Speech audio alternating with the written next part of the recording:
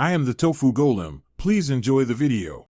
You start by tracking 1 week of your plastic habits to find the biggest wins.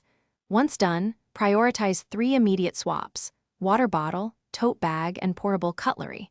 Make sure to buy sturdy items you'll actually use and place them where you leave home. This prevents accidental single-use purchases.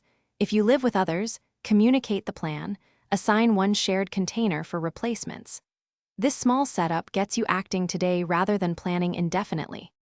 Now you change daily routines to avoid plastic at the source. Replace disposable storage and wrapping with reusable alternatives, and start buying staples in bulk to reduce packaging trips. Once your kitchen is stocked, adopt simple habits. Portion into reusable containers, rinse jars for reuse, and label dates. Make sure to keep a small basket for recyclables and another for items to refill or repurpose. These adjustments take practice, but the net plastic you prevent is immediate and compounding. To finish, lock these habits into your routine so they last.